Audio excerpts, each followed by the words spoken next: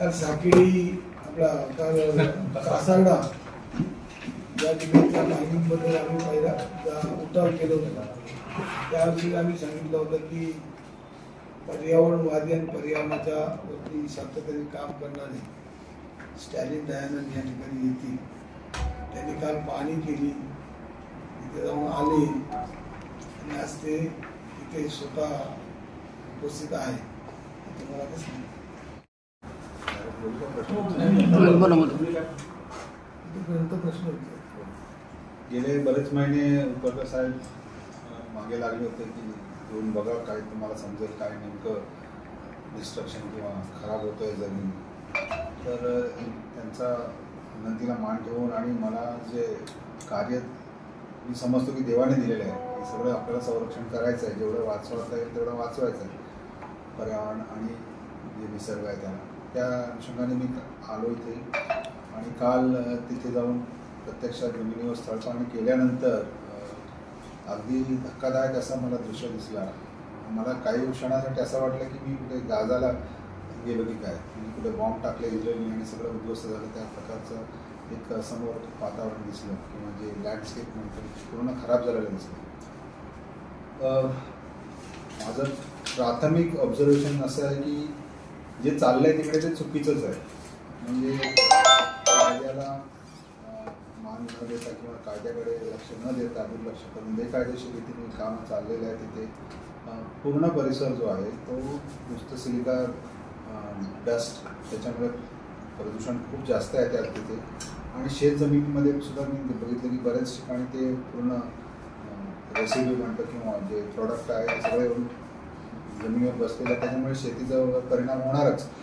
त्याशिवाय जलप्रदूषण सुद्धा दिसण्यात आलं फार मोठ्या प्रमाणावरती. फक्त जलप्रदूषण जेव्हा आपण म्हणतो ते फक्त त्या साईडपुरता नियमित नसून पूर्ण तुमचं कणकोळी क्षेत्रात म्हणा किंवा सिंधुदुर्गमधले जे नद्या आहेत त्यामध्ये हा वेस्ट पोचतो आहे.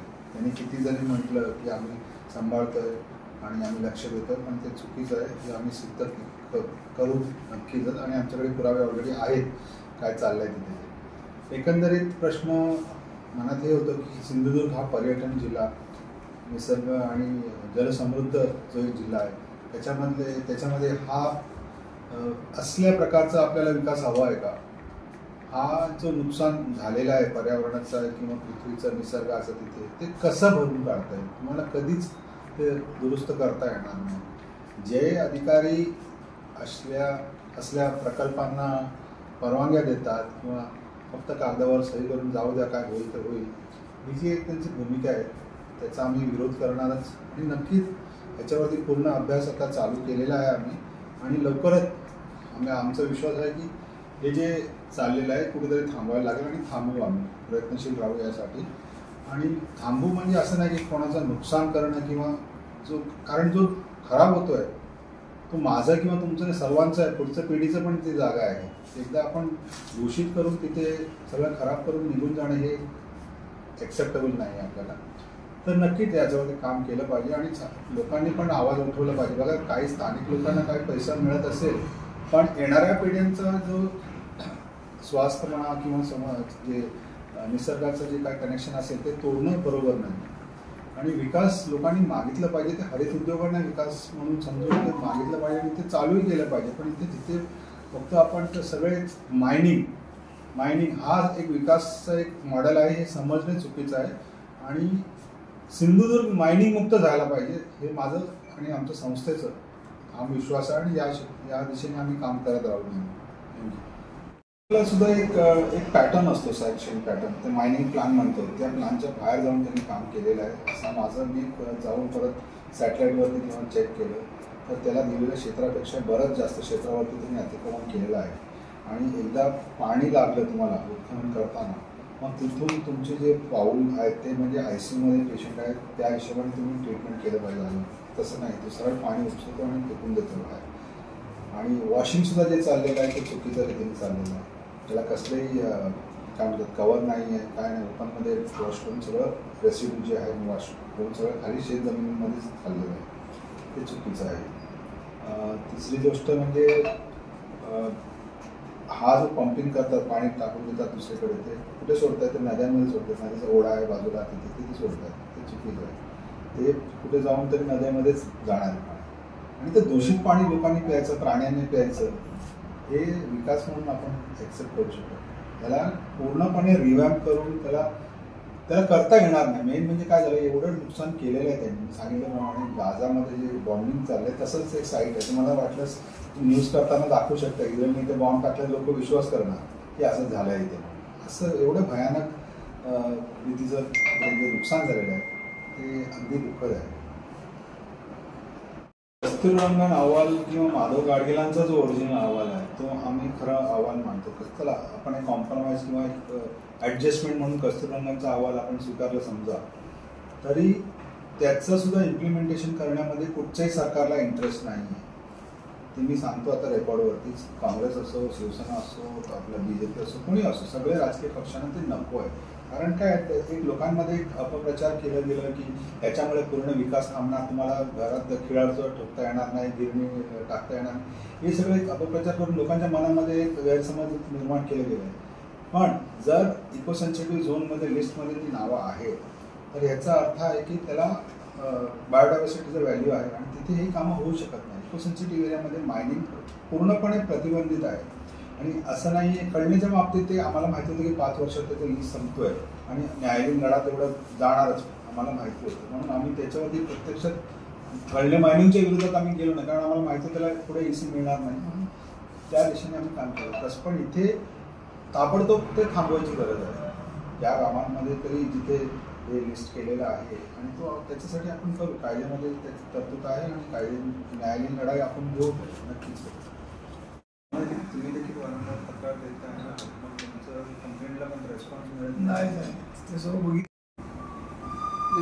अधिकाऱ्यांनी तर पूर्णपणे दुर्लक्ष केलेलंच आहे. प्रश्नच नाही आहे. इथे मला नाही वाटत मायनिंग ऑफिसरनी इथे कधी व्हिजिट केलं असणार, कारण त्यांनी व्हिजिट केलं तर त्याला हे एक्सटेन्शन देता येत नाही या साईटला, एवढं भयानक आहे तिथे. म्हणून कुठे ना कुठे म्हणतो काही ठराविक अधिकाऱ्यांना त्यांच्या वैयक्तिक स्वार्थासाठी त्यांनी ते दुर्लक्ष केलं असं म्हणायला हरकत नाही. सर्वात मोठं माझं मतपेक्षा वास्तुस्थिती जी आहे, गोव्यामध्ये काय परिस्थिती आहे. गोव्यातल्या लोकांना जर एवढंच समृद्धी मिळाली असते मायनिंगमुळे, तर त्यांची मुलं आज परदेशात जाऊन काम केलं नसतं. गोव्यामध्ये पाण्याचं शॉर्टेज आहे, पिण्याच्या पाण्याचं शॉर्टेज आहे. भले फ्लॅट 2-2, 3-3 कोटीला विकत असतील, पण तिथे सुद्धा पाणी टँकरने येतं. ह्याला आपण विकास सांगा. आणि कसली नोकरी म्हणताय तुम्ही? किती लोकांना नोकरी देणार एक माहिती? आणि काय म्हणतात, आपल्याला इथे शेतीमध्ये काम करायला लोक मिळत नाही, मजूर मिळत नाही, तर त्या माइंड्समध्ये तुम्हाला वाटतं का की मराठी माणूस, आपले स्थानिक शेतकरी माणूस इथे जाऊन मजुरी करणार नाही? करणार. ते शेवटी मग इथे आपण काय करणार आहोत? आपलं जे आहे हातात, जे आज आपल्याला 3 वेळा 4 वेळा जेवायला मिळतं आणि जलसमृद्ध एक जिल्ह्यामध्ये आपण ह्या प्रकारचं उद्योगांना प्रोत्साहन अजिबात देऊ नये. कोणी स्थानिक पुढाकारांनी किंवा राजकीय नेत्यांनी आणि जे मंत्री आहेत त्या सगळ्यांनी ह्याला एक मॉडेल स्टेट म्हणून का डेव्हलप करा, हा डिस्ट्रिक्ट म्हणून डेव्हलप का करत नाही? India's first eco tourism district Sindhudurg, आणि बघितलं तर कुठे इन्फ्रास्ट्रक्चर आहे त्याच्यासाठी? टुरिझम सोडून बाकी सगळ्या कामांमध्ये यांना इंटरेस्ट आहे.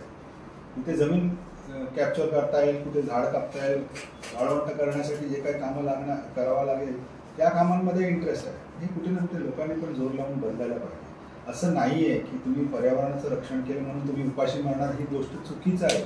तुम्ही आपण लाखो रुपये खर्च करून परदेशात जातो निसर्ग बघायला, तिथल्या लोकांना पैसा मिळतो ना तिथे, म्हणून तेच टिकवलंय. पण आपल्याकडे काय म्हणतात, घरकी मुलगी दाल बरोबर त्यातला हिशोब आहे की आपल्याला त्याची किंमत समजत नाही, कारण आपण त्याचा चांगला उपयोग करत नाही. प्रयत्न करा असं म्हणताय. याच्या आधी देखील बऱ्याच मायनिंग म्हणजे वाळू उत्खनन तर आहेत, पण क्रशर पण मोठ्या प्रमाणात आहेत आपल्या जिल्ह्यामध्ये. काय नेमकं सांगतात? कालच मी बोललो होतो, कुपवाडे साईडला किती क्रशर्स आहेत बाजूबाजूला, आणि नुसतं पूर्ण जंगलामध्ये धूळ आणि प्रदूषण झालेलं आहे. दोडामार्ग पण तिथे सासवडीसारख्या जागांमध्ये पण भयंकर मोठ्या प्रमाणात प्लॉटिंग चाललेलं आहे. आता मायनिंगचं आम्ही कुठेतरी थांबवलं दोडामार्ग सावंतवाडीमध्ये, पण आता जो मेन जो धोका आहे तो आहे प्लॉटिंग आणि क्रशर्स, क्वारीज. हे मायनर मिनरलमध्ये टाकून राज्य शासनाकडे याचं अधिकार दिल्यामुळे त्याच्यावरती नियंत्रण करत नाही. कुठेतरी जे जिथे सेंटर आणि स्टेट दोघांचं नियंत्रण असणार असं काही उद्योग असतील तर त्याला काहीतरी कुठेतरी रोख लावता येतो आपल्याला. पण ते फक्त प्रसंग नाही. क्रशर्स हा फार मोठा विषय आहे आणि मला एक दिसत नाही की हे क्रशर्स एवढं करून बांधकामं कुठे होत आहेत. मला दिसलं नाही, कदाचित मी चुकीचं बोलतो नाही, हे कुठेतरी बाहेर जातोय ना क्रशर्स करून मटेरियल. मग आपलं काढून दुसऱ्याला द्यायचं याला अर्थ नाही ना. सगळीकडे मायनिंग विरोध करत नाहीच, पण जिथे जलसमृद्ध जागा आहे, तिथे वन्यजीव आहे, तिथे जंगल चांगलं आहे, लोकांचं एक अस्तित्व वर्षानुवर्ष पिढ्यानपिढी चाललं आहे, तिथे काही त्रास न देता सगळे एकत्र सांभाळून तिथे मायनिंगचा विरोध राहील आणि कायम राहीलच कुठेही. आणि काय म्हणतात आशीर्वाद समजा किंवा एक वरदान समजा की आपल्या कायद्यामध्ये थोडंफार काहीतरी दम आहे, जिथे निसर्गाचं नुकसान जास्त होणार तिथे परवानगी देता येत नाही. सिंधुदुर्गमध्ये तरी मायनिंगचा आमचं कंटिन्यूस विरोध राहणारच.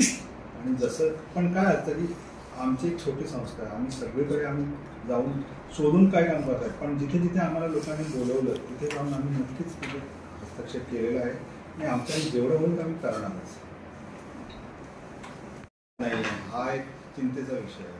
म्हणजे आम्हाला खरोखर याची गरजच नाही. आम्हाला वाटतं असं की जर सरकार व्यवस्थित चालत असेल, एक एथिकल गव्हर्नमेंट असेल, कारण हे जे वाचवायला निघाले नाईक साहेब किंवा उपकर साहेब त्यांनी स्वतःसाठी नाही करत आहेत, त्या पूर्ण जिल्ह्यासाठी लोकांसाठी करत आहेत, समाजासाठी करत आहेत. त्यांचा आवाज कुठेतरी ऐकला गेला पाहिजे, सरकारमध्ये त्याचा आवाज पोचला पाहिजे आणि हे प्रत्येक गोष्टीला कोर्टात नेण्याची गरज लागू नये असं मला वाटतं. एनजीटीकडे तुम्ही काय तक्रार करणार आहात? एनजीटीकडे तक्रार करू शकत नाही, आपण केस घेऊन जाऊ शकतो, ऍप्लिकेशन फाईल करू शकतो. तसं काय पाऊल उचलणार आहात का शासनाच्या बाबतीत? नाही, त्याला पूर्ण अभ्यास करणं. हा मॅटर कुठे सुप्रीम कोर्टात न्यायचं किंवा एनजीटीला न्यायचं किंवा हायकोर्टात न्यायचं, कारण ह्याच्यामध्ये एनजीटीकडे काही रेस्ट्रिक्शन्स आहेत. जिथे फॉर एक्झाम्पल उदाहरणार्थ आपण बोललं की वन्यजीवाचा विषय असेल तर त्यांना एनजीटीला पॉवर नाही, मग ते हात वर करणार 6 महिन्याने 8 महिन्याने वर्षाने सांगणार की आम्हाला हा करता येणार. म्हणून त्याचा पूर्ण अभ्यास इम्पॅक्ट करायला लागेल. आता कालच तर पाणी केले, काही डॉक्युमेंट सरांकडे होतं ते बघितलं मी. आता मी पण काही RTS फाईल केलेले आहेत. सगळे रिप्लाय आल्यानंतर आम्ही नक्कीच एक कॉल घेऊ, पण हा बहुतेक कोर्टातच त्याचा निर्णय लागेल असं आम्हाला.